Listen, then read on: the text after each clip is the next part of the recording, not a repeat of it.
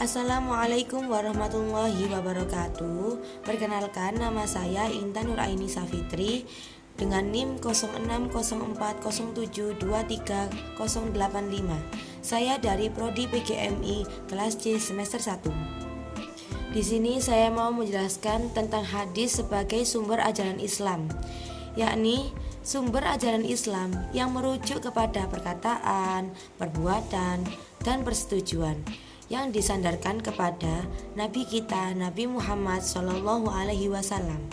Hadis memegang peran penting dalam memahami ajaran Islam karena menyediakan panduan tambahan yang tidak tercantum dalam Al-Quran. Hadis juga digunakan untuk menjelaskan hukum, etika, praktek keagamaan, dan berbagai aspek kehidupan sehari-hari dalam Islam. Dan adapun pengertian hadis menurut bahasa adalah al-hadith yang artinya baru.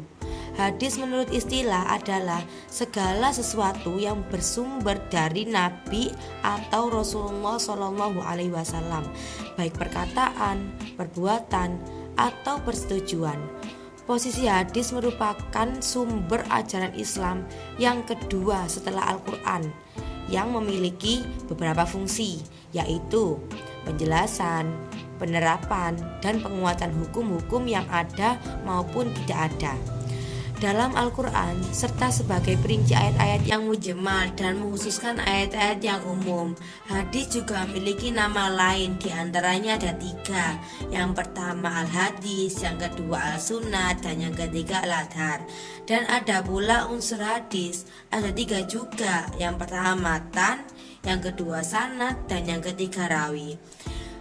Adapun kedudukan dan fungsi hadis sebagai sumber ajaran Islam.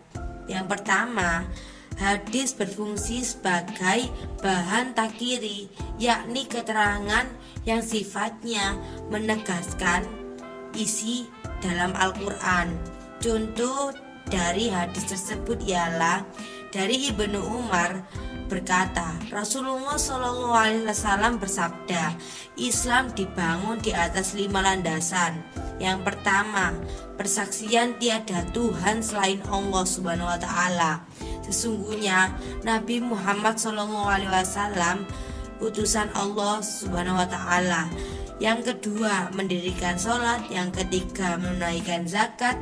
Yang keempat, menunaikan haji. Dan yang kelima, puasa Ramadan.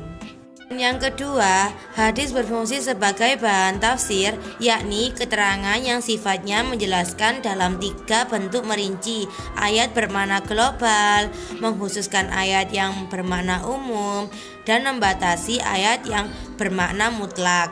Contoh dari hadis tersebut yakni, sholatlah kamu sekalian sebagaimana engkau sekalian melihat aku sholat.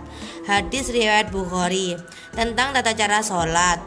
Yang ketiga, hadis berfungsi sebagai bahan tasri', yakni keterangan yang sifatnya yang menetapkan aturan-aturan tambahan. Contohnya dari Ibnu Abbas, dia berkata Rasulullah SAW melarang memakan setiap binatang buas yang bertaring dan setiap jenis burung yang mempunyai kuku untuk mencengkram.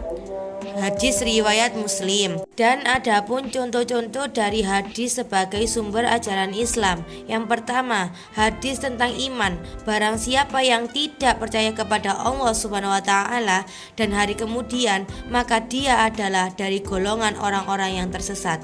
Hadis riwayat Bukhari. Dan yang kedua, hadis tentang akhlak.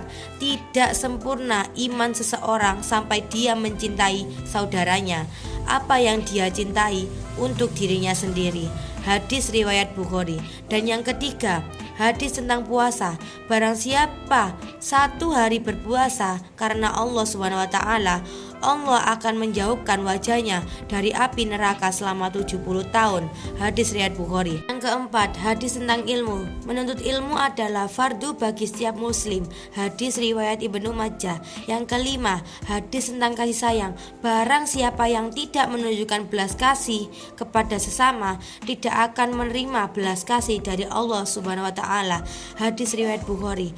Hadis adalah salah satu sumber utama ajaran Islam dan memberikan panduan kepada umat Islam dalam berbagai aspek kehidupan mereka.